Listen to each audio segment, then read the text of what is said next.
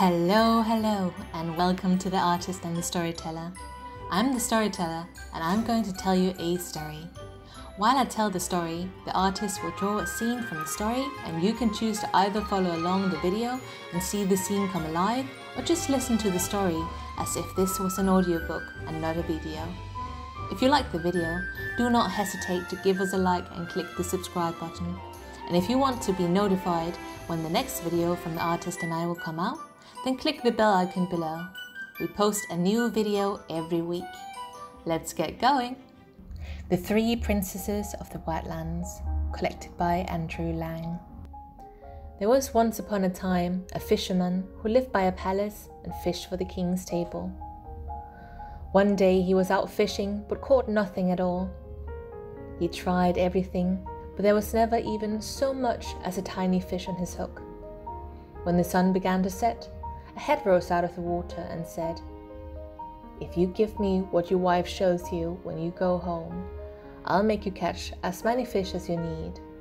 The man answered, "Yes," and in a moment he caught fish in plenty. That night, when he got home, his wife quickly came to the door and showed him a baby which had just been born. The fisherman, which came home happy, now had sadness in his eyes, and when he told his wife of the promise which he had given the head, she fell weeping and wailing to the floor. All this was soon told to the king up at the palace, and when he heard what sorrow the woman was in, and the reason of it, he said that he himself would take the child and see if he could save it. The baby was a boy, and the king took him in at once and brought him up as his own son. One day, many years later, the son begged the king to let him go out with his father to fish. He had a strong desire to do this, he said. The king was very unwilling to let the boy go, but at last the boy was allowed. The boy then went to the shores with his father. All went well with them the whole day until they came to land in the evening. When back on land, the boy found out that he had lost his pocket handkerchief and would go out in the boat after it. But no sooner had he got into the boat than it began to move off with him so quickly that the water foamed all around it.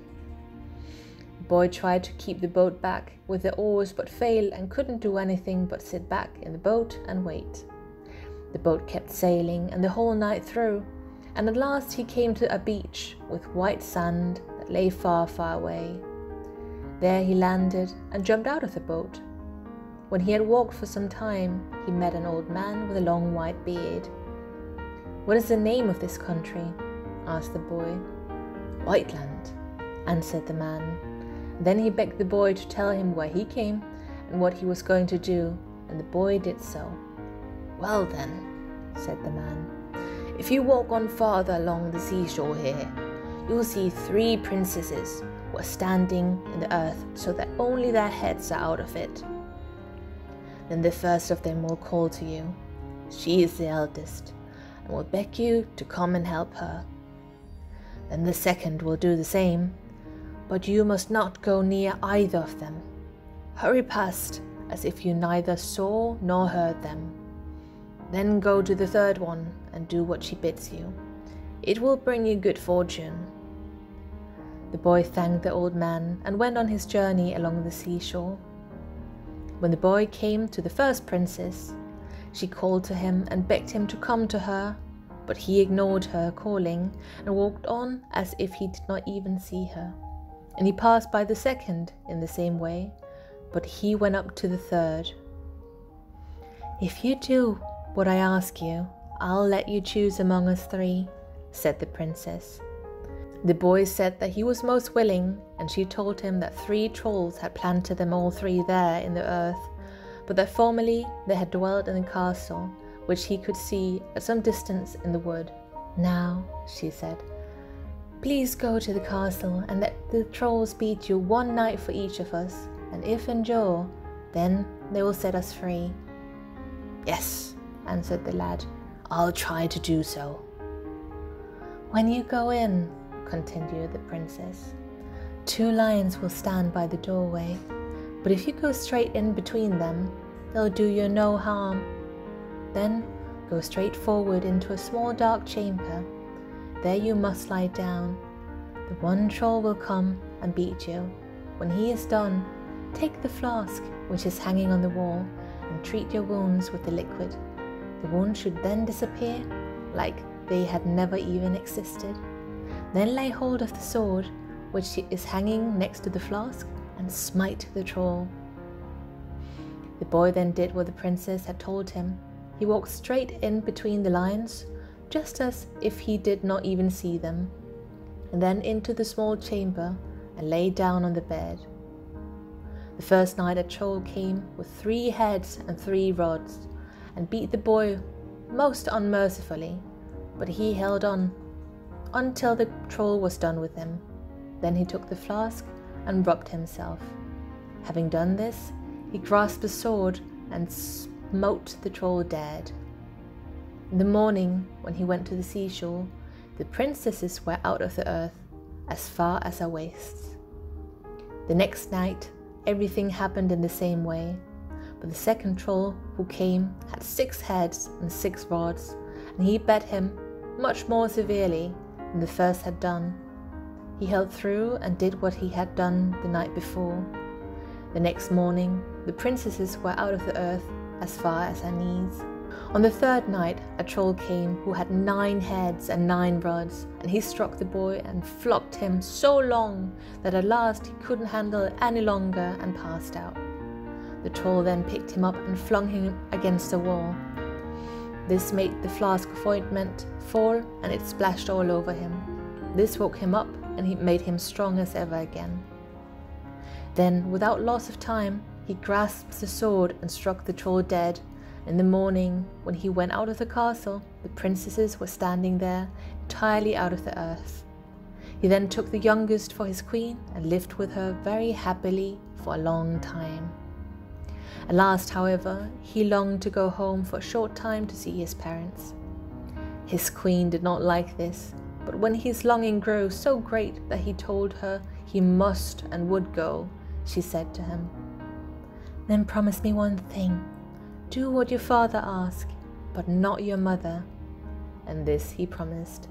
She then gave him a ring, which enabled him, who wore it, to obtain 2 wishes.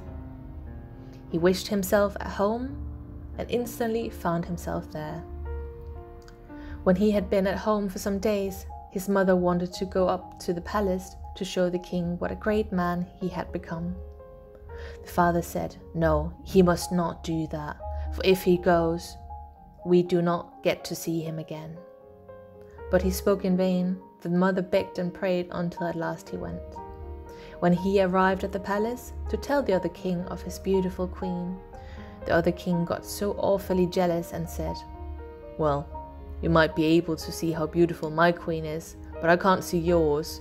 How can I believe you that she is as beautiful as mine?" "Would to heaven she was standing here, and then you would be able to see," said the young king. And in an instant she was standing there, right next to the young king.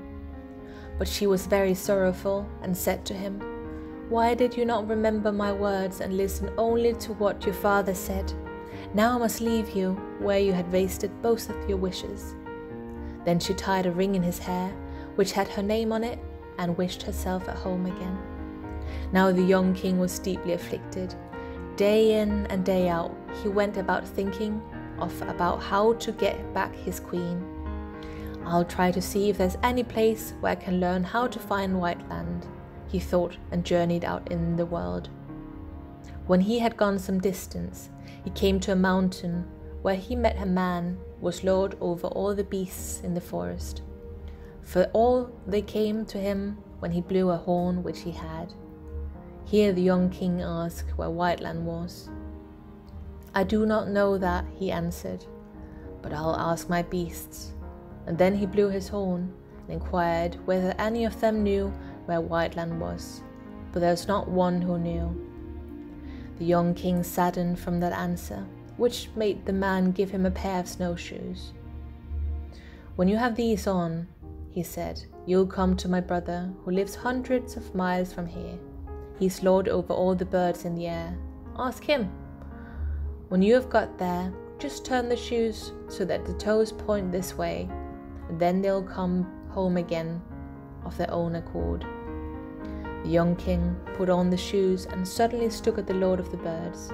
He then turned the shoes as the Lord of the Beasts had told him. Now he once more asked after Whiteland, and the man summoned all the birds together and inquired if any of them knew where Whiteland lay. No, no one knew this. Long after the others came an old eagle. He had been absent 10 whole years, but he too knew no more than the rest. Well, well, said the man, then you can borrow a pair of my snowshoes. If you wear them, you'll get to my brother, who lives hundreds of miles from here. He is lord of all the fish in the sea. You can ask him, but do not forget to turn the snowshoes around. The king thanked him, put on the snowshoes, and when he had got to him, who was lord of all the fish in the sea, he turned the snowshoes around, and back they went just as the other pair had gone. And he asked once more where Whiteland was. The man called all the fish together with his horn, but none of them knew anything about it.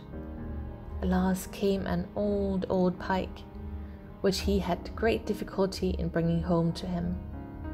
When he asked the pike, it said, "Yes, Whiteland is well known to me, for I have been there these past 10 years. Tomorrow morning I have to go back there, for you see, the queen, whose king is staying away, is to marry someone else." "If that is the case, I'll give you a piece of advice," said the man. "Not far from here, on a moor, stand 3 brothers who have stood there for 100 years, fighting for a hat, a cloak, and a pair of boots. If anyone has these 3 things, he can make himself invisible. And if he desires to go to any place, he just has to wish, and he is there. You may tell them that you have a desire to try these things, and then you will be able to decide which of the men is to have them." The king thanked the lord of the fishes and went and did what he had said. When he arrived, he saw the 3 brothers and said, "What is this that you are standing fighting about? Let me make a trial of these things, and then I'll judge between you." They willingly consented to this, but when he had got the hat, the cloak, and the boots, he said, "Next time we meet, you shall have my decisions." And hereupon he wished himself away. While he was going quickly through the air, he fell in with the north wind. "And where may you be going?" said the north wind. "To Whiteland," said the king. And then he related what had happened to him. "Well," said the north wind, "you can easily go a little quicker than I can, for I have to puff and blow into every corner. But when you get there, place yourself on the stairs by the side of the door, and then I will come blustering in, as if I wanted to blow down the whole castle. When the prince who is to have your queen comes out to see what is stirring, just grab him and fling him out. I'll then try to carry him away from court." As the north wind had said, so did the king. When the north wind came, he already stood safely on the stairs. The north wind then came howling and roaring and caught the roof and walls. The prince went out to see what the matter was, but as soon as he came, the king took him and flung him out. And then there the north wind laid hold of him and carried him off. When he was rid of him, the king went into the castle. At first the queen did not know him, because he had grown so thin and pale from having travelled so long and so sorrowfully. But when she recognized her ring, he got heartily glad, and a rightful wedding was held in such a way that it was talked about far and wide. I hope you liked the video. If you haven't already liked the video and subscribed, then please do so. If you have any ideas for stories which you would like us to tell or illustrate, please post them in the comments below. We would love to hear your suggestions. See you next time.